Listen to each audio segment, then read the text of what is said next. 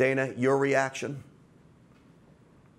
I think it's a complete miscarriage of justice, Grant. This is absolutely heinous, and it's an affront to our judicial system. Of course, this is kind of par for the course of how juries have been determining cases on the left coast for quite some time. This is awful. There are no words. I mean, honestly, this family had California. This is Grant. Honestly, this is how I look at it. California is not a safe state for people.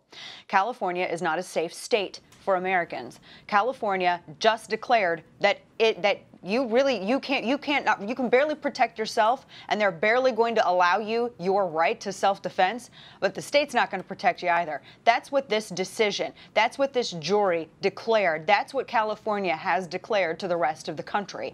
So I hope that people in California are taking a good, hard look at where they live and determining whether or not that's the safest state to be in for themselves and their families, Grant. Yeah. You know, Dana, you and I both talked about this case leading up to this verdict, and both of us had said, you know what? We're not confident a conviction comes through because it is San Francisco. You don't know what these people are thinking. You don't know what the deranged mind, and I will say this, the jury has to be deranged to come up with a verdict like this. It's San Francisco. I mean, the fact that there wasn't even involuntary manslaughter is mystifying to me. And whether maybe it's a case where prosecutors overplayed their hand, that's sort of similar to what happened with Kaylee Anthony. Prosecutors overplayed their hand, and murder one is incredibly difficult to prove in a court of law. It's very difficult to get a conviction on that charge. And so maybe this had to do with the fact, though, that the guy just got essentially a slap on the wrist. He's already a prohibited possessor because he wasn't here legally. He's a double prohibited possessor because of all the felonies that are on his record.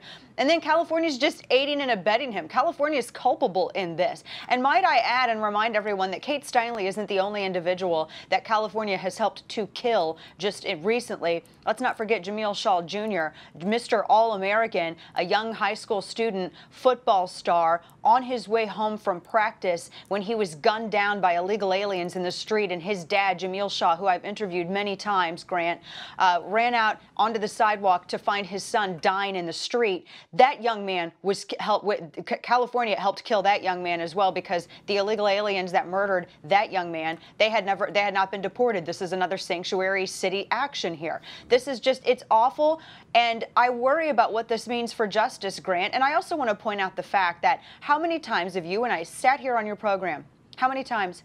And we have discussed how law-abiding Americans who simply choose to protect themselves with their God-given Second Amendment right their characters are impugned, they are mischaracterized, they are attacked and excoriated in the press simply because of what we believe in. And anytime anything happens, it's always the fault of the law-abiding. Here you have an illegal alien criminal thug who murdered a woman, and it's not his fault.